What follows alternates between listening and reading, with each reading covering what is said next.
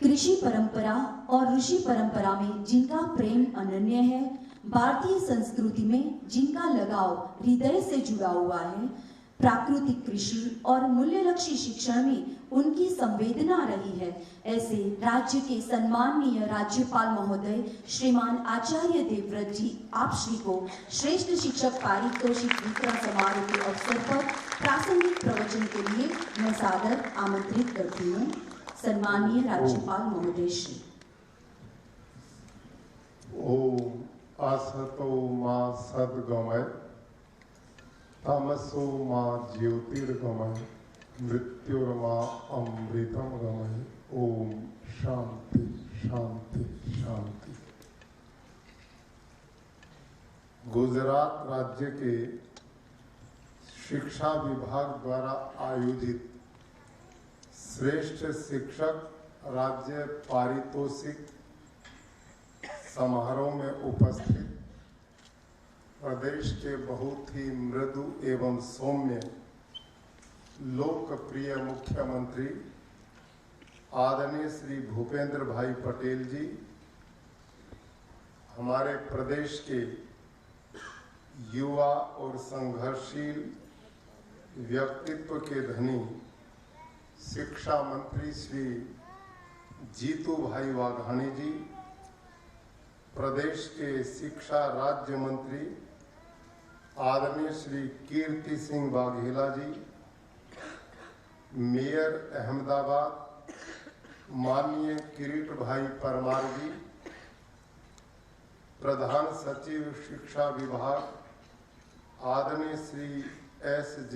हैदर जी, सचिव शिक्षा विभाग माननीय डॉक्टर विनोद राव जी, आज के इस शिक्षक समारोह में जिन हमारे आदरणीय शिक्षक भाई और बहनों ने सम्मान प्राप्त किया है, ऐसे सभी आदरणीय शिक्षकगण, शिक्षाविद, अधिकारीगण और मेरे बहुत हार्दिक स्नेह के पात्र शिक्षक भाई और बहनों, सर्वप्रथम शिक्षक दिवस पर आप सभी को मैं बहुत बहुत शुभकामनाएं और आपके सुमंगल भविष्य की कामना करता हूं। इस बात को आप अच्छी तरह समझते हैं कि मैं विशुद्ध आपके परिवार का सदस्य हूं।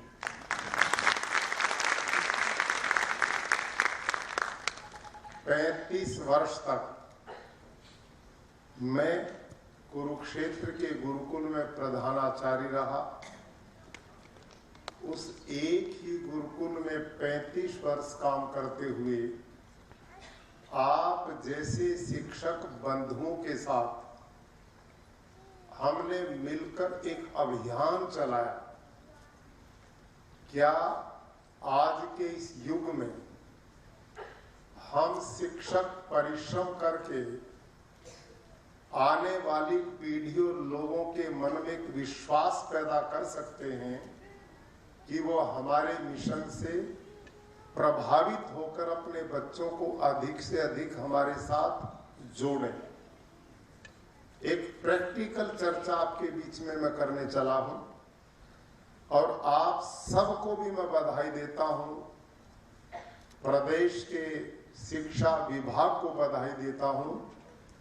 अभी माननीय शिक्षा मंत्री जी ने मुझे बताया कि पिछले 6.5 साल में लगभग 3.5 लाख बालक जो प्राइवेट स्कूल में पढ़ते थे वो उनको छोड़कर और प्रदेश के राजकीय विद्यालयों में उन्होंने प्रवेश लिया है। तो इससे सिद्ध होता है कि आप सब ने अपनी मेहनत से, अपने परिश्रम से, अपने व्यक्तित्व से अभिभावकों के दिलों को जीता है और एक बहुत बड़ा काम आपने किया है, क्योंकि इस समय लोगों का राजकीय व्यवस्थाओं से मोह सा भंग हो रहा था। और आपने उस धारा को उल्टा मोड़ने में सफलता प्राप्त की है। यदि इस दिशा में हम और मेहनत करें तो बहुत काम हो सकता है। इसी घटना सिटी में आपको घटना बता रहा हूं। जिस गुरुकुल कुरुक्षेत्र में मुझे प्रधानाचार्य बना गया, उस समय मेरी आयु 21 वर्ष की थी और 21 वर्ष की आयु में इसलिए मेरे को प्रधान आचार्य नहीं बनाया गया कि मैं बहुत योग्य था। ऐसा नहीं था, ऐसा नहीं था, मैं बहुत योग्य था। वहां प्रधानाचार्य बनने का मौका इसलिए मिला कि वहां कोई पढ़ने नहीं आता था। समझ में आई बात?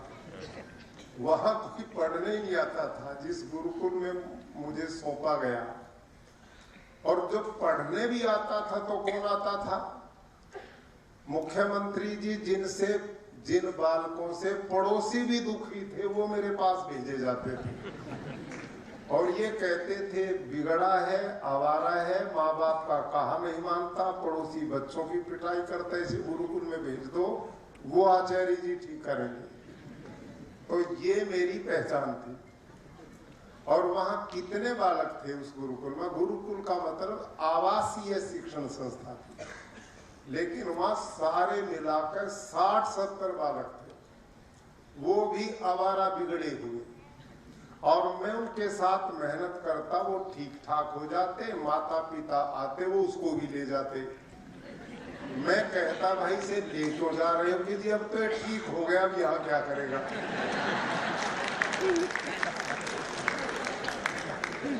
ऐसी परिस्थिति में, और आपको आश्चर्य होगा, अब वहां कोई सरकारी अनुदान नहीं, कोई सरकार टीचर्स को तनख्वाह देती नहीं। वही बच्चे, और वो भी बेहद गरीब परिवारों के बच्चे बेचारे, उनके माता पिता उनके भोजन तक का पैसा नहीं जुटा पाते थे। इसलिए मैं क्या करता था, दिन में उनको पढ़ाता था, रात को झोली लेकर के गांव-गांव में भिक्षावृत्ति करता था और गेहूं के समय पर गेहूं मांगता और धान चावल के समय पे धान इकट्ठी करता। वो उनके भोजन की व्यवस्था थी और बाकी मैं पढ़ाता था। आपको मैं ये घटना जो बताने लगा हूं, निश्चित रूप से एक मिशन की ओर हम आगे बढ़ सकते हैं, इसलिए मैं आज सुना रहा हूं। इन विपरीत परिस्थितियों, सरकार का कोई सहयोग अनुदान नहीं, कोई अच्छे संभ्रांत परिवारों के वहां बच्चे नहीं, गरीबों के थे। वो भी बच्चे वो थे जो किसी काम के नहीं थे, आवारा, जिनका बिल्कुल विपरीत बुद्धि चलती थी। ऐसे गुरुकुल का प्रधानाचार्य था। आप सोचो। तो मैंने सोचा, कहां तूने अपना जीवन खराब करने का एक रास्ता बनाया? ये तो कुछ काम ठीक ठाक नहीं है, जीवन खराब हो जाएगा। तो मैं वहां की जो मैनेजमेंट थी उसको कहा कि भाई मैं लंबा समय यहाँ काम नहीं कर सकता, अपने इस गुरुकुल को संभालो और मैं कहीं दूसरी जगह अपना रास्ता बनाऊंगा। लेकिन वहां की मैनेजमेंट में बड़े प्रबुद्ध लोग थे। वहां हमारे प्रधान जो प्रेसिडेंट थे वो आईपीएस अधिकारी थे, एक वहां के मुख्य अधिष्ठाता थे वो भी रिटायर्ड आईपीएस थे, और बड़े अच्छे अच्छे लोग थे। उन्होंने मेरे को कहा, छोटी सी अवस्था में, 21 साल की उम्र कितनी होती है आप समझते हैं, उन्होंने मुझे कहा कि भाई आप बाहर मत जाओ, हम बड़े हैं, उम्र के भी हैं, और हम आपसे आग्रह करेंगे कि बने बनायों को तो दुनिया बना लेती है, बनाना तो उनका है जो किसी काम के नहीं है। ऐसा उन्होंने मेरे को कहा। और उनमें एक हंसराज कपूर करके रिटायर्ड एसपी थे, पुलिस अधीक्षक, और वो कितने ऊंचे जीवन के हो सकते हैं इस बात का प्रमाण है कि जिस दिन वो हिसार से रिटायर्ड हुए उनके बैंक खाते में 6 रुपए 50 पैसे थे। इतना ईमानदार आदमी थे वो, पुलिस के अधीक्षक थे। 6 रुपए 50 पैसे बैंक बैलेंस था उस जमाने में। आजकल तो खाता ही बंद कर देते हैं जिसपे इतने पैसे होते हैं, है कि नहीं? लेकिन वो जमाना था। तो इतने बढ़िया लोगों ने और मेरे को ये बात कही तो मैंने एक संकल्प लिया, नहीं अब मैं कहीं नहीं जाऊंगा, अब यहाँ काम करेंगे और इस गुरुकुल की दिशा और दशा दोनों बदलने का काम करेंगे। भाई और बहनों, आप शिक्षक हैं, मेरे परिवार के लोग हैं। काम किया जाए तो कैसे परिणामदायी हो सकते हैं। हमारे प्रधानमंत्री श्रीमान नरेंद्र मोदी जी एक बात कहते हैं कि आपदा को अवसर में बदलना सीखो। आपने पता ना, भुज में उनके रहते हुए भूकंप आया था, विनाश लीला हुई थी और उन्होंने उस विपदा को अवसर में बदल करके भुज को आज सिरमौर बना दिया, देश प्रांत का सिरमौर बना दिया। तो मैंने एक संकल्प लिया कि अब प्रयास करके देखते हैं ईमानदारी से क्या कुछ परिवर्तन हो सकता है। और परिणाम उन्हीं बच्चों में से मैंने बच्चों को खेल जगत में आगे बढ़ाया, पढ़ाई में उनके साथ मेहनत करवाई। 60-70 बच्चे। आपको एक घटना में बड़ी रोचक सुनाता हूं, बोर तो नहीं हो रहे? मैं प्रैक्टिकल अपने परिवार में बात कर लेता हूँ मुख्यमंत्री जी। आपका अगला कार्यक्रम तो नहीं कोई जल्दी है, इनके बहुत व्यस्त रहते। मैं इसलिए सुनाता हूँ कि आज मैं बैठे सोच रहा था मैं आज क्या बात करूं, लेकिन खड़े हो गए ये अपने आप आनी शुरू हो गई। जो अपने आप आती वो ज्यादा अच्छी चीज होती है। आपको आश्चर्य की बात बताता हूँ, मैं क्या करता था, दिन में तो बच्चे पढ़ाता, रात को मैं भजन मंडली लेता था। भजन पार्टी होती ना गांव में, उस समय टीवी का इसका प्रचलन नहीं था, कोई मनोरंजन के साधन नहीं थे लोगों के। तो जब रात को वो भजन पार्टी जाती, ढोल बाजे बजाती, तो लोग गांव के मनोरंजन के लिए इकट्ठे हो जाते, महिला पुरुष जाते थे और अच्छी अच्छी बात उनको भजनोपदेशक, आर्य समाज के भजनोपदेशक थे, वो बहुत अच्छे सुधारवादी गीत सुनाते। शराब के विरुद्ध का, कुरीतियों के खिलाफ, नारी शिक्षा के लिए ऐसे बढ़िया बातचीत होती थी। तो रात को लोग इकट्ठे होते, उनके बीच में फिर मैं लोगों को प्रेरित करता था, भाई आप अपने जो बच्चे पढ़ते नहीं हैं, आपके कंट्रोल में नहीं है, आपके काबू में नहीं है, वो मेरे को दे दो, मैं उनको ठीक करूंगा गुरुकुल में, मैं उनको पढ़ाऊंगा, बढ़िया आदमी बनाऊंगा। यूं मांग मांग के गांव से शहर का आदमी कोई बच्चे मेरे पास नहीं देता था, जितने थे वो भी गांव के थे, अनपढ़ माता पिता के बच्चे।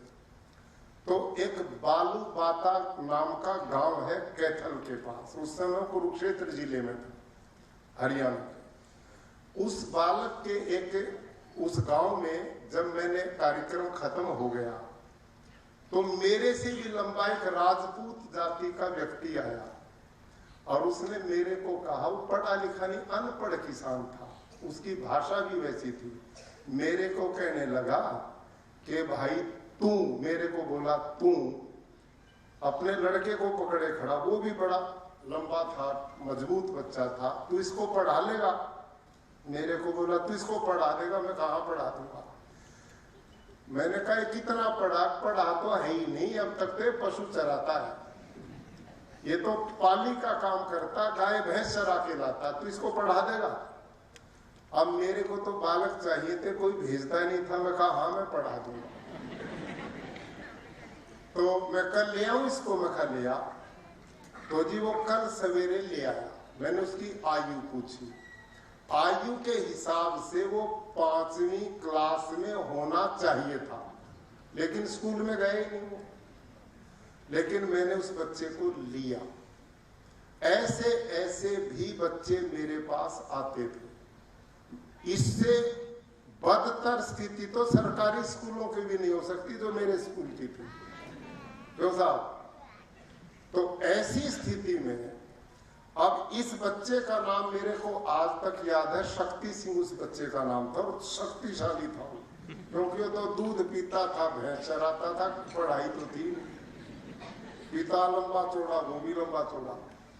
तो मैंने अपने गुरुकुल कुरुक्षेत्र में क्या किया, वहां धरती में एक अखाड़ा बनवा दिया रेसलिंग का, कुश्ती का, बच्चों की कुछ खेल की व्यवस्थाएं भी कराई। और सरकारी खेल डिपार्टमेंट में कोच होते थे सरकार के, वहां गुरुकुल में एक कोच को मैंने फ्री में रहने के लिए एक क्वार्टर दे दिया। मैंने कहा भी पैसे मैं तेरे से लूंगा नहीं, फ्री में रहो, लेकिन मेरे बच्चों को कुछ समय आप कुश्ती की ट्रेनिंग दिया करो। उसका नाम था प्रकाश भैया कोच का। और मैंने अखाड़े में उन बच्चों की जो मानसिकता थी, वो गांव के थे, मजबूत थे, मैं कहा इनके ध्यान को तूने बांटना जरूरी है, इनका मन भी लगे और ये इस दिशा में बढ़े। तो कुश्ती में वो बच्चे इतनी स्पीड से आगे बढ़े, इतनी गति से बढ़े। एक बच्चे का नाम सुरेंद्र सिंह, एक का नाम शक्ति सिंह। वो बच्चे बढ़ते बढ़ते जिला स्तर पर नंबर 1 पे आए, फिर वो डिस्ट्रिक्ट में नंबर 1 पे आए, फिर वो स्टेट में टॉप कर गए। और बढ़ते हुए इधर मैंने उनकी पढ़ाई शुरू की और उस बच्चे को हमने 1 साल में डबल क्लास पास करवाई और 10वीं क्लास तक मैंने उसकी आयु पूरी कर दी। उसकी आयु होगी पूरी, नंबर तो आए उसके बेचारे के 55% ही 10वीं क्लास में, 55%, लेकिन कुश्ती में उसने अपने वेट में इंडिया लेवल पर गोल्ड मेडल जीता। और ऐसे 2 बच्चों ने जीता उसी अखाड़े में से तैयार होकर, उन्हीं बच्चों में से। और फिर एक घटना हुई पंजाब में, उन दिनों उग्रवाद फैला हुआ था और वहां के डीजीपी थे केपीएस गिल, नाम सुना होगा, बड़े प्रसिद्ध थे। उन्होंने फिल्लोर में एक पुलिस ट्रेनिंग सेंटर है पंजाब पुलिस का, उसमें उन्होंने ओपन कुश्ती प्रतियोगिता रखी। ओपन, कोई भी आए, फ्री स्टाइल। और उसमें पुलिस के भी जवान थे। मैंने भी अपने 2 पहलवान भेजे, सुरेंद्र और शक्ति सिंह। और आपको आश्चर्य होगा, ये 3 दिन वहां प्रतियोगिता चली। मेरे दोनों बच्चे जीतते जीतते फाइनल में चले गए, ये दोनों बच्चे। और जो लास्ट कुश्ती होनी थी वो केपीएस गिल मुख्य अतिथि बनाए गए, उनके सामने होनी थी। और उस लास्ट कुश्ती में पंजाब पुलिस के 2 पहलवान और 2 मेरे वाले, अब उनकी कुश्ती हुई, मैं भी वहां था। तो मेरे दोनों पहलवानों ने पंजाब पुलिस के पहलवान गिरा दिए और केपीएस गिल इतना खुश हुआ कि दोनों को ऊपर ले आओ, मंच पे लाके दोनों को एएसआई डायरेक्ट सिलेक्ट कर दिया।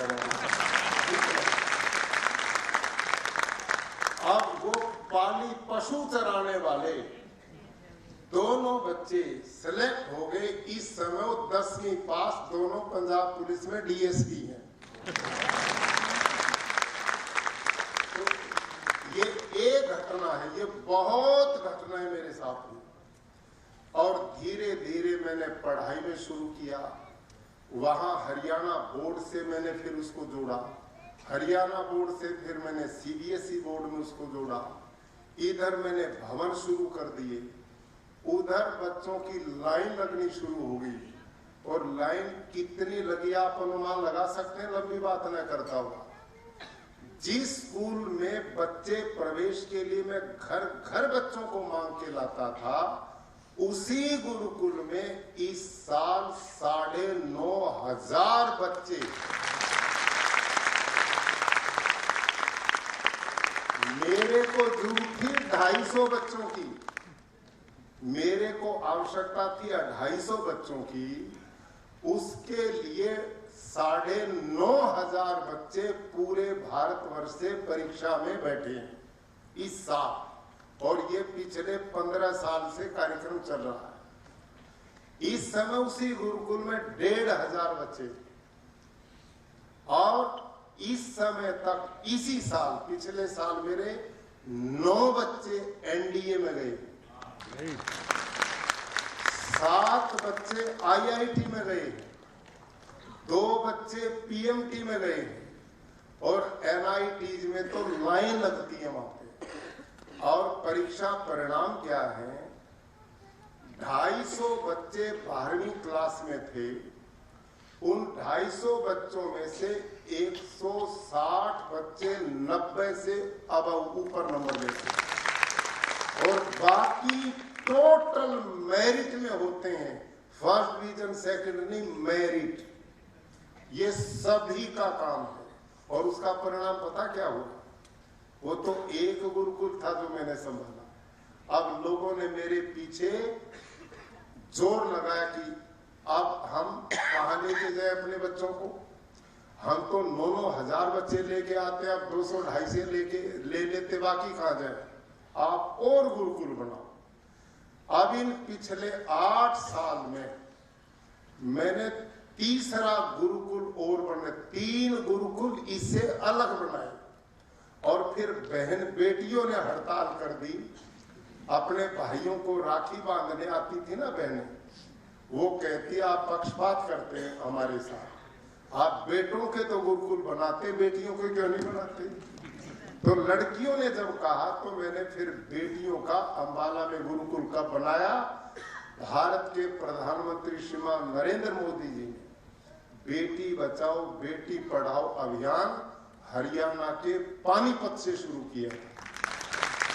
और उस दिन मैंने इनका भाषण सुना, प्रधानमंत्री जी का। कुरुक्षेत्र और पानीपत की दूरी 1.5 घंटे की, 1.5 घंटा गुरुकुल में जा रहा था मैं सुन के इनका भाषण। रास्ते में मैंने संकल्प लिया कि आज इस भाषण को व्यर्थ नहीं जाने देना, बेटियों के लिए गुरुकुल बनाना है। और अंबाला में हमने बेटियों का गुरुकुल बनाया जिसमें ओनली 4 गर्ल्स है। वो बेटियां भी इंजीनियरिंग, डॉक्टरी, सब क्षेत्रों में कीर्तिमान स्थापित कर रही। तो मैं ये घटना केवल जस्ट इसलिए आपके बीच में सुनाई कि अध्यापक एक जलता हुआ चिराग है, काश वो अपने आप को पहचान दे। भाइयों और बहनों, कितना ही घनघोर अंधेरा हो, कितना ही घनघोर अंधेरा हो, प्रकाश की एक लौ उसको चीर करके प्रकाश में बदल देती। अध्यापक वो चिराग है जो अंधेरे में तड़पती मानवता को नई ज्योति प्रदान कर सकता है। जिस गुरुकुल की चर्चा मैंने की है, जिसमें कोई बच्चे भेजता नहीं था, कोई व्यवस्था वहां नहीं थी, अब उस व्यवस्था को दिखाने के लिए मैंने माननीय मुख्यमंत्री जी से निवेदन किया है, और शिक्षा मंत्री दोनों यहाँ उपस्थित हैं। मैं आग्रह से कर रहा हूं कि इस 14 और 15 तारीख में, मैंने देख लिया आप लोगों पे समय है, वो दिन खाली है। मेरे 2 प्रोजेक्ट हैं वहां पे, आपको देख के फिर मेरी को कहने की चर्चा नहीं, मेरे अध्यापक वर्ग को एक दिशा वहां से मिलेगी। आप देखेंगे मैंने वहां गौशाला बनाई उन बच्चों को दूध पिलाने के लिए। वहां मैंने नस्ल सुधार का काम किया। मैंने 10-10 किलो दूध की 3 गाय खरीदी, और बाकी गाय मैंने लाला सेठ लोगों से दान में इकट्ठी की बच्चों के लिए। और मैंने 10-12 गाय वहां बच्चों के लिए की थी। उस समय बच्चे भी 60-70 थे। इधर तो मैंने बच्चों की नस्ल सुधार का काम किया, और इधर मैंने गाय की नस्ल सुधार का काम किया।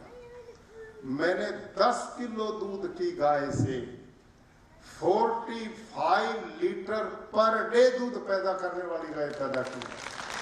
और आपको मैं दिखाऊंगा 45-50 लीटर पर डे दूध देने वाली गाय मैंने वहां पैदा की।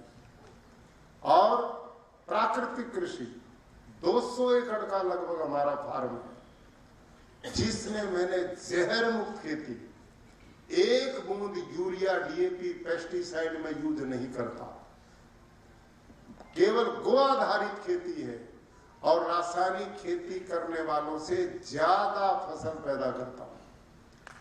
यानी कि उनसे पानी 50% कम लगाता हूं। जिस किसान का खर्चा 1 एकड़ में वो रासायनिक 15,000 प्रति एकड़ खर्च करता है, मैं 1,000 रुपए प्रति एकड़ करता हूं। वो 100% पानी यूज करता है, मैं 50% पानी यूज करता हूं। वो उत्पादन करके लोगों को कैंसर करके अस्पताल में भेजते हैं, और मैं अनाज जो उत्पादन करता हूं उससे लोग स्वस्थ होकर के राष्ट्र समाज परिवार की उन्नति का काम करते हैं। वो खेती, वहां की गौशाला, वहां के घोड़े, वहां के बालक, आप देखेंगे इस समय कोई गेम ऐसा नहीं जहां वो कीर्तिमान बनाते। हमारे मेरे एडीसी साहब खड़े, ये लेफ्टिनेंट कमांडर हैं, छोटी सी अवस्था में नेवी में, ये गुरुकुल में जाते हैं। ये खुद कहते हैं कि हमारी फौज में वो चीज नहीं जो आपने यहाँ पैदा की। वहां आईआईटी, पीएमटी, एनडीए के लिए अंदर ही कोचिंग सेंटर मैंने बनाए, अंदर ही फैकल्टी, अंदर ही स्टाफ टीचर है। सवेरे बच्चे 4 बजे उठते हैं, योग करते हैं, प्राणायाम करते हैं, संध्या करते हैं, हवन करते हैं। यानी कि भारतीय जीवन मूल्यों के साथ आधुनिक शिक्षा, और उस शिक्षा में भी कीर्तिमान, जहां जाते उनका कोई सानी नहीं। तो क्या से क्या पैदा किया जा सकता है, एक आदमी की सोच यदि दिशा बदले। आज यही स्थिति भारत देश की है। एक व्यक्ति की सोच, श्रीमान नरेंद्र मोदी जी, आप किस गुजरात की धरती ने तो उनको पैदा किया, और कहां पैदा किया ये भी आप जानते हैं।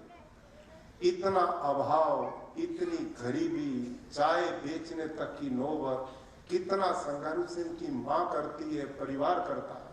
लेकिन आदमी की विल पावर, इच्छा शक्ति हो तो वो व्यक्ति उन परिस्थितियों को चीरता हुआ भारत का यशस्वी प्रधानमंत्री बनता है।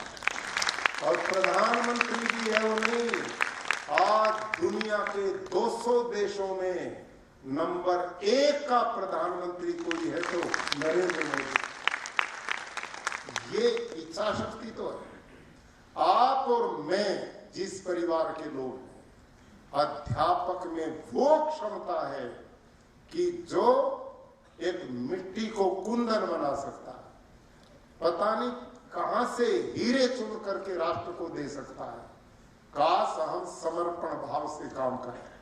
और मुझे पूर्ण विश्वास है कि शतपथ ब्राह्मण एक ग्रंथ है, उसका रचयिता यास्काचार्य, उनसे पूछा कि एक बालक का, नहीं ये उसका ग्रंथ है, नहीं शतपथ ब्राह्मण का है, उसमें लिखा है महाराज याज्ञवल्क्य ने कि मातृमान, पितृमान, आचार्यवान पुरुषो वेद, के बालक के 3 गुरु होते हैं। पहली मां, दूसरा पिता और तीसरा आचार्य, जिसको हम शिक्षक बोलते हैं, अध्यापक बोलते हैं। भारत की प्राचीन भाषा में उसका नाम आचार्य था। मैं यूं ही आचार्य इसलिए लिखता हूं कि मैं शिक्षक हूं, मैं गर्व मानता हूं। और आचार्य शब्द का अर्थ क्या है उसको ध्यान से सुनिएगा। आप सभी आचार्य हैं यहां जो बैठे हैं, आपका अर्थ क्या है आचार्य का? यास से पूछा आचार्य कस्मात, आचार्य कौन है? तो उसका उत्तर वो देते हैं आचारम ग्राह्यतीति आचार्य, कि जो अपने शिष्य को ग्रहण करके उस शिष्य के निर्माण का ठेका लेता है, जिम्मेदारी लेता है, उसका नाम आचार्य है। जो अपने शिष्य को स्वीकार करके पूरे विश्वास के साथ कहता है बालक के माता पिता को, अब आपके बालक को मैं कैसे संभाल करके रखूंगा। इस देश में गुरु शिष्य परंपरा के लिए वेदों में जो उपदेश है वो अनुपम है। दुनिया के इतिहास में उदाहरण मिल ही नहीं सकता कि शिक्षा क्षेत्र में इतनी ऊंची कल्पना की गई। क्या कल्पना थी? जब गुरु के पास माता पिता बच्चे को छोड़ने आते थे तो इस देश का गुरु उस बालक को स्वीकार करते हुए कहता था कि आप मेरे में विश्वास कर रहे हो तो मैं आपके बच्चे को पता कैसे संभाल के रखूंगा।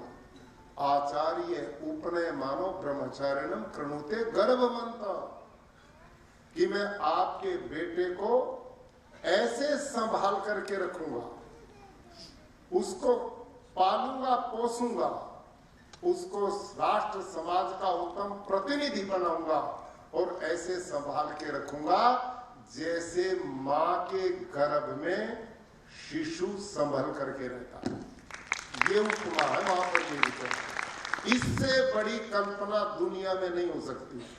आप सब जानते हैं जब बालक मां के पेट में होता है तो वो चलता नहीं, मां के चलने में चलना हो जाता है। वो भोजन नहीं खाता, मां के भोजन में उसका भोजन हो जाता है। वो पीता नहीं, मां के पीने में उसका पीना हो जाता है। मां और गर्भस्थ शिशु का जितना गहरा संबंध है, ऐसा गहरा संबंध जब गुरु और शिष्य का होता है, धर्म के पिता और पुत्र के रूप में होता है, तो वहां पर मानव का निर्माण होगा ही होगा, उससे इनकार नहीं किया जा सकता। बंधुओं, लंबी बात न करता हुआ एक ही निवेदन आपसे मैं करता हूं। देखो, दुनिया में सबसे कठिन काम मानव का निर्माण है। सबसे कठिन काम मानव का निर्माण है, लेकिन सबसे जरूरी काम भी मानव का निर्माण का काम। यदि मनुष्य का निर्माण नहीं हुआ और हमने सब कुछ बना दिया तो कुछ नहीं बना। आज धरती पर असली आवश्यकता इंसान की। आज इंसान दिखाई नहीं देती, चलती फिरती लाशें दिखाई देती है। मनुष्य वो है जो दूसरे के हृदय के स्पंदन को अपने आंखों से निकाल पाए, जो दूसरे के घाव को अपने हृदय रूपी मरण से ठीक कर सके, जो दूसरे के सुख दुख का अपना सुख दुख बना सके। यदि ऐसी सोच के लोग हम नहीं पैदा कर पाए तो वो लोग उस पत्थर के समान हैं जिस पत्थर पर एक जल्लाद हजारों प्राणियों का वध कर देता है, लेकिन आत्मा न होने के कारण वो पत्थर एक भी आंसू नहीं बहा सकता। ये काम यदि कोई कर सकता तो वो हम कर सकते हैं। भाइयों और बहनों, असली काम मानव निर्माण, और मानव प्रकृति की दृष्टि से बिल्कुल विपरीत चलता है। उसकी दिशा को बदलना कितनी मेहनत का काम है। ध्यान करो, दुनिया में एक भी स्कूल नहीं है किस चीज का जहां द्वार पर लिखा हो कि यहां पर बहुत बढ़िया चोर बनाने की ट्रेनिंग दी जाती है दुनिया में कोई स्कूल? बोलो भाई लोगों, कोई स्कूल दुनिया में, दुनिया की बात करता हूं, भारत की नहीं, सारी दुनिया में कोई ऐसा स्कूल है कि यहाँ बहुत बढ़िया तरीके से झूठ बोलने की ट्रेनिंग दी जाती है? नहीं है ना। लेकिन इसके बावजूद भी न चोर बनाने की ट्रेनिंग, न झूठ बोलने की ट्रेनिंग, लेकिन चोरी करने से कोई बात ही नहीं आता। झूठ का मौका मिले तो नहीं चूकता। ये सब क्या है? ये नेगेटिव प्रवृत्तियां मानव का एक दोष है, और ये केवल मनुष्य में नहीं, प्रकृति में भी नियम काम करता है। किसान खेत को साफ सुथरा करता है, जुताई करता है, बार बार उसका बीट्स निकालता, लेकिन हम देखते क्या है कि किसान खेत में बीज बो करके आता, वो बीज तो बाद में जमता है, निंदामण पहले जम लेता है, जिसको बुलाता ही नहीं कोई। वो अपने आप जमते, हो बोने नहीं पड़ते, अपने आप आते। जैसे वहां वो गंदगी अपने आप आती, मानव में भी स्वाभाविक ये कुवृत्तियां हैं जो उसको पतन की ओर ले जाती हैं। अध्यापक वो महान चिराग है जो ऐसी अवस्था में उसकी नकारात्मक प्रवृत्तियों को सकारात्मक में बदल दे। इसी में मानव का निर्माण होता है, और इस मानव का निर्माण आपने कर दिया तो सारे समाज का निर्माण इससे होता है। विचार की शक्ति दुनिया में सबसे बलवती है, इससे बड़ी कोई नहीं। यदि विचार आदमी का उठता तो मनुष्य महान बन जाता है, और विचार गिरता तो मनुष्य के पतन की भी कोई सीमा नहीं है। और इस काम की जिम्मेदारी यदि सौभाग्य से मिली है तो वो आप और मेरे को मिली। आप और मेरे में वो क्षमता है कि एक बालक को हम किस रूप में मोड़ पाते हैं। और बालक भाषण से नहीं सीखता, ये ध्यान करना। बालक भाषण से नहीं सीखता। 35 वर्ष तक मैंने बहुत एक्सपेरिमेंट किए। मेरा विद्यालय रेजिडेंशियल 4 गुरुकुल इस समय चलते हैं, जिनमें 5000 बेटे बेटियां पढ़ते हैं। और उन बच्चों में मैंने बड़े एक्सपेरिमेंट किए। किन बच्चों की रुचियां किस रूप में कैसे बढ़ती, उनके माता पिता पे भी मैंने रिसर्च किया, वो किस प्रवृत्ति के, उनके बालक किस प्रवृत्ति के। इसको मोड़ा कैसे जा सकता है? ये मोड़ा जा सकता संस्कारों के द्वारा, विचारों के द्वारा, बार बार उनको अच्छे महापुरुषों की जीवनी के द्वारा। आप सबसे भी मेरा निवेदन है, जब भी खाली समय मिले आप भी अपने स्कूल्स में, लाइब्रेरी में महापुरुषों की छोटी छोटी जीवनियां जरूर रखें। खाली समय मिलता आप भी स्वयं पढ़ें। जब भी समय मिलता क्लासरूम में उन बच्चों को बताएं। जब इन्हीं की कहानियां बच्चों को बताई जाती जीवन की, तो बच्चे बड़े प्रभावित होते हैं और उसको सीख पाते हैं। उन चीजों के द्वारा मैं और आप भी अपना आचरण ठीक रखें। बालक से बड़ा साइकोलॉजिस्ट कोई नहीं है, हम सबको जानता हूं।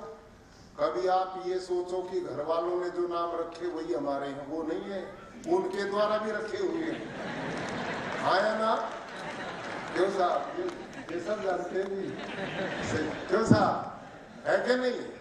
एक नाम तो माता पिता ने हमारा रखा है और एक शिष्यों ने भी रखा है, और वो नाम बिल्कुल कतई आपके व्यवहार के अनुरूप रखते हैं। घर वालों ने तो पैदा हुए थे तब रखे थे, पता ही नहीं था हम कैसे होंगे। ये बालक इतने चालाक हैं, जो जिस प्रवृत्ति का वही नाम उसका नया बहेगा।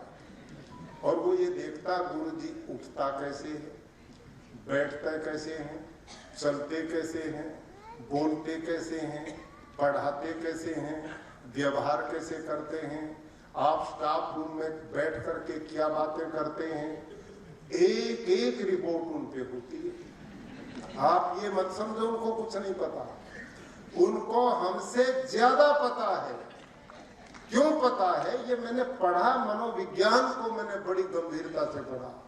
मैंने फ्रायड को बहुत अध्ययन मैंने किया, बाल मनोविज्ञान को मैंने अध्ययन किया। बच्चे को कितनी उसकी कैचिंग पावर इतनी हमारी है ही नहीं। हमारे तो इस दिमाग में बहुत सवाल निकले हुए। और उन्होंने क्रो नाम का एक मनोवैज्ञानिक था, उसने लिखा है कि आप समान धरती पे, सुनो ध्यान से, इस धरती पे आप 2 गड्ढे बनाओ, 2 गड्ढे बनाओ, और एक गड्ढे को पानी से भर दो, दूसरे को खाली रख दो, और दोनों के बीच में पानी डालो। बताओ भरे हुए गड्ढे में जाएगा, खाली में जाएगा? बोलो भाई लोगों, खाली में जाएगा ना। भरा हुआ तो पहले ही भरा, उसमें पानी कैसे आएगा? तो यही बात तो है, हमारे जो दिमाग है ना, हम जितने बैठे हैं, ये तो गड्ढा जो ब्रेन का है तो भरा पड़ा है विचारों से। किसी ने बेटी की शादी करनी, किसी ने घर बनाना, किसी ने रिश्तेदारी का सहयोग करना, किसी ने वो काम करना। अब ये तो भरा हुआ गड्ढा मेरा आपका, और बालक का जो मस्तिष्क है वो खाली गड्ढा है। विचार जब चलता है तो एकदम कैच करता हूं, वो खाली कागज है। अच्छा, आपने नहीं देखा, आप में से जो सबसे ज्यादा इंटेलिजेंट टीचर है, आप उसको पकड़ो, जिसने पीएचडी कर रखी है, बुक्स भी लिख रखी हैं, बहुत पढ़े लिखे, हम में बैठे कई लोग। आप ऐसे विद्वान अध्यापक को लो, और एक आप 2.5 साल के बच्चे को लो, दोनों को ऐसे देश में भेज दो जहां की भाषा को दोनों ही न जानते हो। अब बताओ, वहां की भाषा को पहले कौन सीखेगा? बोलो जी, बच्चा क्यों सीखेगा? ये तो इतने बड़े पीएचडी साहब हैं, इतने पढ़े लिखे हैं, आयु भी 40 साल है, बुद्धि भी विकसित है, और 2.5 साल के बच्चे को आप कह रहे वो पहले सीखेगा, उसमें तो बुद्धि भी विकसित नहीं। समझ गए कि नहीं? ये है खेल, इसको हम भूल जाते हैं। और ऐसे छोटे बच्चों के सामने घरों में हम ऐसी गलतियां कर जाते हैं, यूं समझ के इसको कुछ भी नहीं पता, और ये नहीं समझते उसको आपसे भी ज्यादा पता है। एक एक चीज उसके ब्रेन में जाकर के जगह बनाती है। इसलिए मेरा आपका उठना, बैठना, बोलना, चलना, व्यवहार, वो उस बच्चे के जीवन के निर्माण और पतन का कारण बनता है। यदि हम जिम्मेदार हैं तो बालक जिम्मेदार बनेगा, हम जिम्मेदार नहीं है तो देश को कुछ नहीं दे पा रहे, पाप मुझे लगेगा। इसलिए मेरे भाइयों, आपसे बढ़िया पवित्र कर्म किसी का नहीं है। अध्यापक सर्वश्रेष्ठ है, अध्यापक सिरमौर है। जैसे शरीर में गर्दन का हिस्सा ऊपर वाला सबसे सर्वश्रेष्ठ है, वैसे समाज में सबसे सर्वश्रेष्ठ कोई है तो अध्यापक का कार्य है, ज्ञान का कार्य है। मैं और आप यदि जिम्मेदारी पूर्वक बालक के निर्माण में समय लगाएं, शारीरिक रूप से बलवान बनाएं, वैचारिक रूप से उसको प्रबुद्ध बनाएं, और शैक्षिक रूप से उसको योग्य बना दें, तो इससे परिवार भी बनेंगे, समाज भी बनेगा, देश भी बनेगा, और आप अपने कर्तव्य में सफल होंगे तो आत्मबल आपको भी मिलेगा। इन्हीं शब्दों के साथ मैं पुनः शिक्षक दिवस पर इस आशा के साथ कि हम जैसे माननीय प्रधानमंत्री जी के 5 सूत्र माननीय मुख्यमंत्री जी ने दिए हैं, वो राष्ट्र निर्माण वाले, ये भावना बच्चों में जानी चाहिए। आप आत्मनिर्भर भारत को बनाने के लिए आत्मनिर्भर बालकों का निर्माण की ओर बढ़ो, एक स्वावलंबी बनने का। ये जो गुलामी की मानसिकता, हजारों साल की गुलामी की मानसिकता हमारे अंदर बैठी है, इसको निकालने में और बालकों को स्वदेशी विचार, स्वदेशी चिंतन, राष्ट्र प्रेम, ये भाव हमने बालकों में देना चाहिए। हम स्वयं भी अपने घरों में एक निर्णय लें, स्वदेशी वस्तुओं का प्रयोग करना है, जिससे मेरा देश आत्मनिर्भर बने और विश्व गुरु हम बने। आज वो समय अनुकूल बन रहा है। माननीय प्रधानमंत्री जी ने जिस मेहनत के साथ इस देश की दिशा बदली है, अब दुनिया को दिखाई देता है, बड़ी बड़ी ताकतें भारत के सामने सिर झुकाए खड़ी हैं। अब हमारा रास्ता प्रशस्ति की ओर है। हम सारे मिलकर इस मिशन में सहयोग करें तो बहुत बड़ा काम करके आने वाली पीढ़ियों को एक सशक्त, मजबूत, आत्मनिर्भर भारत दे करके हम जाएंगे। और इसमें मेरे अध्यापक भाई बहनों का योगदान सर्वोपरि माना जाएगा। इस अवसर पर मैं पुनः बधाई देता हूं, शुभकामनाएं देता हूं। धन्यवाद। बहुत बहुत धन्यवाद। Thank you so much honourable governor of Gujarat श्रीमान आचार्य देवव्रत जी। आध्यात्मिक शिक्षा, आधुनिक शिक्षा और प्राकृतिक शिक्षा का जो समन्वय आपके प्रसंगोचित प्रवचन ने दिखाई दिया। पुनः तालियों के हर्षनाद के साथ आभार व्यक्त करते અને હવે આજના કાર્યક્રમને વિધિવત રીતે સમાપન તરફ જઈએ છીએ। હું વિનંતી કરું છું ડોક્ટર વિનોદ રાવ સચિવશ્રી પ્રાથમિક અને માધ્યમિક શિક્ષણ આપના આભાર દર્શન માટે। गुजरातना महामहिम राज्यपाल आदरणीय आचार्य देवव्रत जी, शिक्षक दिन के इस पावन दिन पर आप इस कार्यक्रम में आए, हमारे श्रेष्ठ शिक्षकों को सम्मानित किया, हमारे शिक्षण परिवार को आपके अत्यंत उत्तम विचारों से प्रभावित किया, ज्यादा समर्पण भाव से शिक्षण कार्य में जोड़ने के लिए प्रेरणा दिया। आपका दिल से धन्यवाद व्यक्त करता हूं। जेमना नेतृत्व में गुजरात राज्य समग्र देश में शिक्षण क्षेत्र में उदाहरण रूप काम करी रह्या छे एवा गुजरातना माननीय मुख्यमंत्री श्री आदरणीय भूपेन्द्र पटेल साहेब समग्र टीम शिक्षण वती आपने आभार व्यक्त करूं छुं। शिक्षण परिवारना वडा माननीय शिक्षण मंत्री श्री, राज्य कक्षाना माननीय शिक्षण मंत्री श्री, अमदावादना माननीय मेयर श्री, शिक्षण विभागना अग्र सचिव श्री, आप सौने आ कार्यक्रम में पधारवा बदल दिलथी आभार व्यक्त करूं छुं। जेमना माटे आजना कार्यक्रमना आयोजन थया छे एवा तमाम श्रेष्ठ शिक्षक पुरस्कार थी सन्मानित शिक्षक मित्रों, आपने दिलथी अभिनंदन साथे आभार मानु छुं। आ वर्ष समग्र टीम शिक्षण माटे गौरवनो वर्ष छे।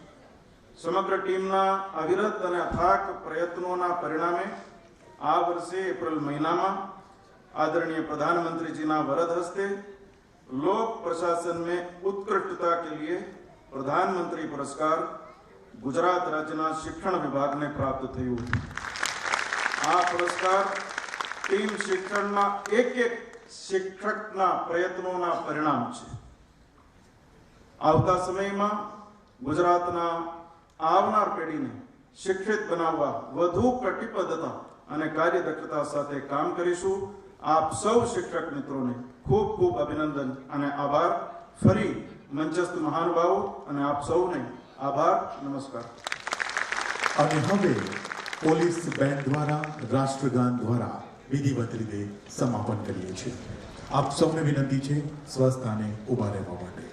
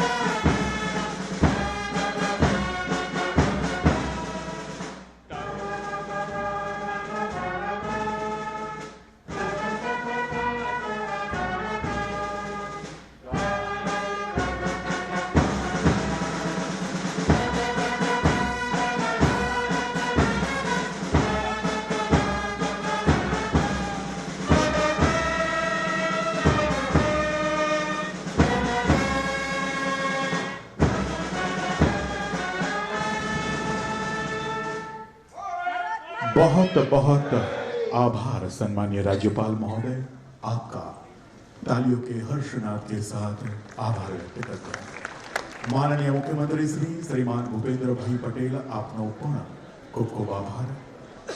मंचस्थ सौ महानुभावों, शिक्षण विभाग वती आपनो उद्घोषक हूँ पूर्वेश व्यास मारी साथे स्नेहा मोदी आजना कार्यक्रमનું વિધિવત રીતે સંપન્ન કરીએ છીએ। તાળીઓના ગગડાટ સાથે आप सौ